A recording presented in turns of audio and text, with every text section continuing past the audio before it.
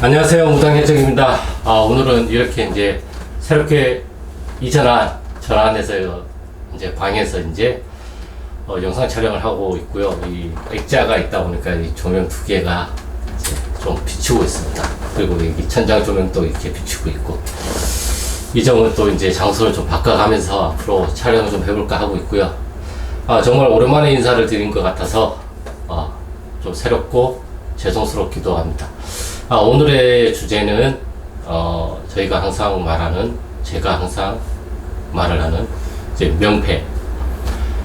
명패가 왜 중요하냐? 대부분 명패가 중요하다고 이야기들을 많이 하시잖아요. 그렇기 때문에 이제 명패가 왜 중요한지 오늘은 그 부분에 대해서 저희 개인적인 생각을 좀 해드릴까 하고 있습니다. 우리가 이제 신이 이제 내 몸에 실리면 어떠한 기운이 막 움직이잖아요. 근데 우리가 이거를 뭐라고 설명할 수가 없어요. 분명히 무언가 작동은 하는데 이것을 설명을 할 수가 없다 보니까 우리가 이게 설명이 안 되면, 그리고 이게 무엇인지 알지 못하면 우리가 이거를 컨트롤 할 수가 없어요. 그러다 보니까 우리가 쉽게 예를 들어서 우리 기분이 우울해요. 아니면 내가 기분이 별로 좋지가 않아요. 아니면 기분이 언짢아요. 아니면 기분이 좋아요. 아니면 기분이 나빠요. 그건 우리가 어떻게 알 수 있을까요? 그것도 우리가 학습한 거잖아요. 어릴 때부터 내 몸에서 이런 느낌이 드는 거는 기분이 좋다라고 표현을 하는 거고, 내 몸에서 어떠한 기운이 이렇게 작동을 하는 거는 우리가 우울하다고 이름을 지은 거잖아요. 이름을 짓지 않으면 이것을 우리가 뭐라고 설명할 수가 없고, 우리가 이것을 이해할 수도 없고, 우리가 이거를 받아들일 수도 없단 말이에요. 그러다 보니까 우리가 이것에 대해서 너무너무 컨트롤이 안 되다 보니까 우리가 여기에다가 이름을 딱 부여한 거란 말이에요. 우리가 조상님들한테 어떠한 신의 명패, 신의 합의, 아니면 어떠한 줄로 내려오셨다고 하시는 것도 분명히 우리 조상님이, 무속에서는 우리 조상님이 어떠한 작동을 하시는데 이걸 과연 뭐라고 설명을 할 수가 없어요. 그러다 보니까 알 수가 없고, 그러다 보니까 궁금해하는 거죠. 그러다 보니까 이것을 찾아 산만리를 하고 있단 말이에요. 명패 찾아 산만리. 하지만 우리는 이걸 알고 있어요. 다만 우리가 이것이 여기서 작동하는 게 이거랑 연관이 된다는 것을 우리가 모르는 것 뿐이에요. 그래서 신 선생님이 너가 지금 느끼는 기운은 이거랑 가까워. 이거야. 대신 할머니야. 불사야. 장군이야. 동자야. 선녀야. 이렇게 이름을 부여해 주는 거예요. 그리고 동자라고 이야기를 듣거나 선녀라고 이야기를 듣거나 불사라고 이야기를 들으면 우리가 그러한 형태를 알 수가 있잖아요. 대충 형태를, 어떠한 모습이겠다, 그걸 알 수가 있잖아요. 그러한 것들을 우리가 전환에다가 형태를 구축을 하는 거란 말이에요. 그렇기 때문에 저 탱화와 불상과 저런 신상에 우리 조상님이 있냐, 신이 없냐, 이것은 개인적인 견해이겠지만 이것을 구축하는 이유는 내 안에서 어떠한 신의 작용이, 조상님들이 합의받아온 어떠한 신령님이 작용을 하는데 이것을 형태를 구축할 수 없으니까, 그러면 우리가 모른단 말이에요. 그러다 보니까 어떠한 형태를 부여해가지고 이러한 내 몸 안에서 이렇게 일어나는 느낌과 이러한 기운의 작용력은 동자님이야. 그래서 동자님의 상을 전환에다 구축을 해두면 이게 싱크가 맞잖아요. 그러니까 백이 있으면, 혼이 있으면, 아니 혼이 있으면 몸을 구축을 해야 되잖아요. 몸을 구축을 할 수가 없으니까 우리가 힘들어하는 건데, 동자님이야 이렇게 알고 나면 우리가 어떻게 돼요? 우리가 가립을 하거나 명패를 가지고 오신 분이 어떤 분인지 알게 되면 어떻게 돼요? 안도를 하게 되잖아요, 우리가.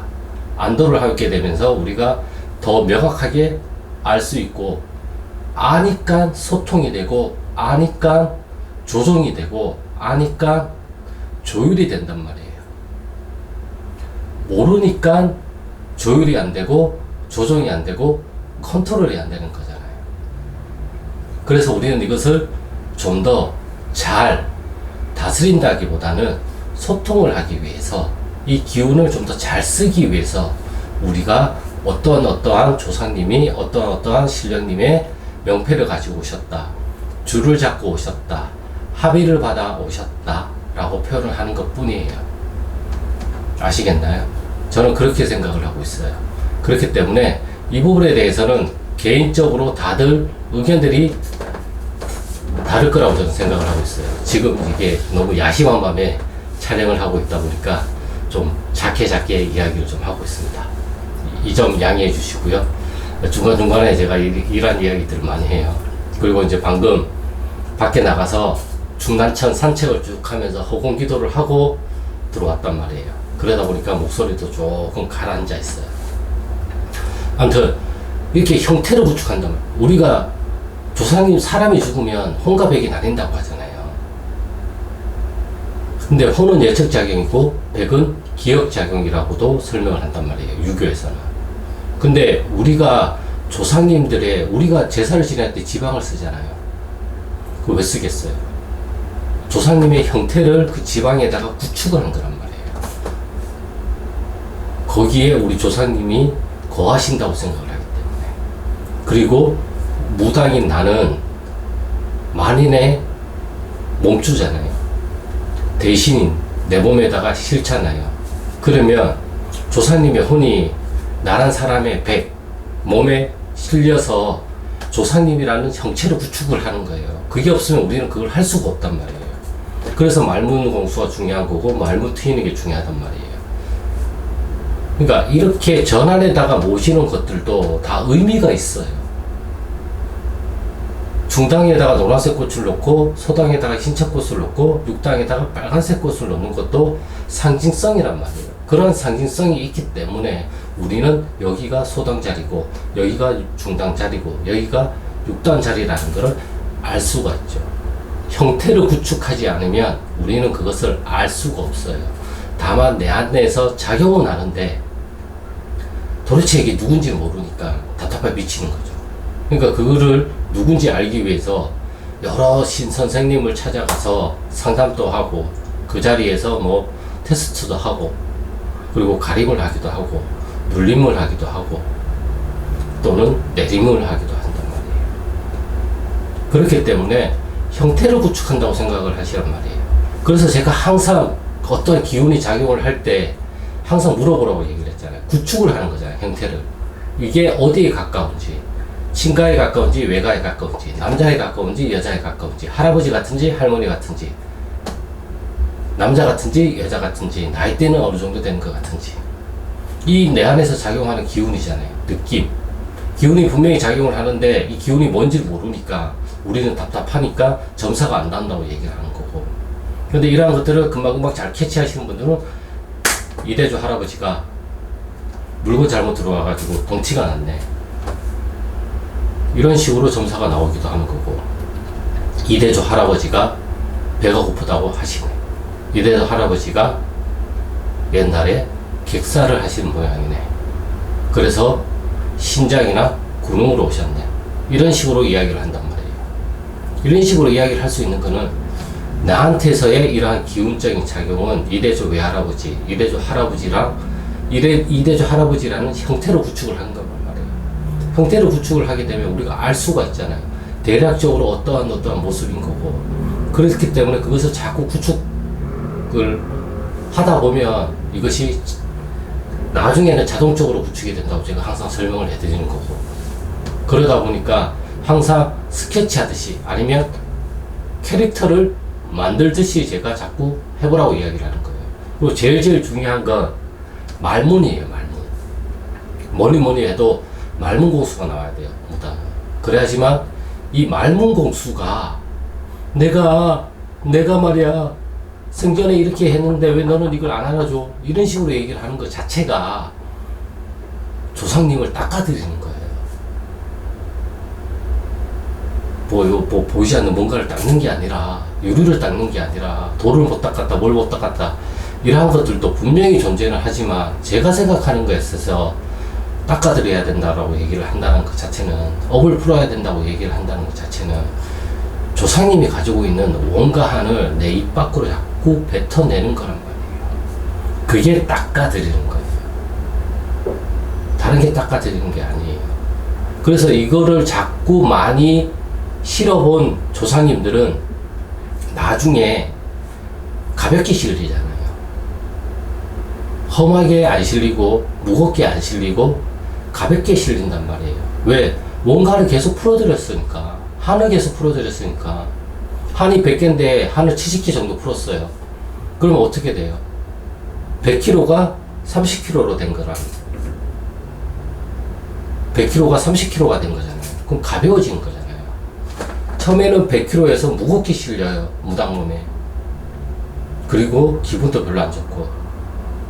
근데 이걸 자꾸 줄여 나갈수록 가볍게 실리잖아요.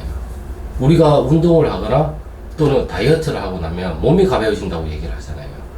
그리고 스트레칭을 하면 또 몸이 개운하고 가벼워진다고 얘기를 하잖아요. 그거랑 같이 마찬가지예요. 내 몸의 어떠한 굳은 부분을 스트레칭과 운동을 통해 가지고 풀어주고 나면 여기가 가벼워지고 어깨 뭉침도 덜하고 다리 알배긴 것도 풀고 나면 우리가 시원하고 가벼워지잖아요. 발 마사지를 받고 나면 어떻게 막 얘기를 해요. 우리가 굉장히 시원하고 굉장히 발바닥이 가벼워진 것 같다라고 얘기를 하잖아요. 근데 그 마사지를 받을 때는 어때요? 엄청 아프잖아요. 우리 조상님들도 처음에 실릴 때는 엄청 무겁게 실리고 엄청 아프게 실려요. 그러니까 맨날 울잖아요. 처음에는 말을 할 수가 없고 그냥 흐느껴 울 수밖에 없으니까 계속 울음만 나온단 말이에요. 그리고 그 울음이 어느 정도 살아들면 그때부터 제대로 된 말을 서서히 하기 시작하잖아요. 그래서 말문이 제일 중요하단 말이에요. 이게 맞고 틀리고 내 생각을 정리를 해서 말을 해야지 이런 게 다 필요가 없어요. 일단 다 뱉어내야 돼요. 뱉다 보면 알아서 전개가 돼요. 시간이 지나면. 아, 그래서 그때 이게 이거였구나. 그때 이게 이거였구나. 아, 그때 이게 이거일 수도 있겠구나. 자연스럽게 알게 돼요. 그렇기 때문에 뭔가를 빨리 알고 뭔가를 정리를 해서 말한다는 생각을 가지지 마시고 일단은 나오면 그냥 뱉어요. 그래야 가볍게 실려요. 나중에. 그래야 나중에는 점사도 잘 나오게 된단 말이에요. 오늘의 영상은 이제 제가 갑자기 이 얘기를 하고 싶어서 산책을 하다가 들어오면서 계속 이 얘기가 머릿속에서 계속 맴돌고 있는 거예요. 근데 오늘 이거를 촬영을 안 하면 또 촬영을 안 할 것 같아서 또는 또 까먹고 다른 주제를 가지고 또 제가 설명을 할 것 같아서 오늘은 이렇게 좀 밤늦게 이렇게 촬영을 좀 해봤습니다. 그래서 이게 오랜만에 찍으니까 또 카메라가 적응이 안 되기 시작했어요. 그래서 이제 앞으로는 이제 좀 더 이제 평소 스타일대로 또는 이제 매주 2개나 3개 정도로 제가 영상을 업로드를 했는데 다음 주부터는 또 이렇게 할 수 있도록 제가 다시 한번 영상 촬영을 해보도록 하겠습니다. 오늘의 영상은 여기까지고요. 구독과 좋아요는 영상 촬영에 큰 힘이 되니까 구독과 좋아요 부탁드리겠습니다. 그럼 저는 다음 영상에서 또 좋은 주제를 가지고 찾아뵙겠습니다. 감사합니다.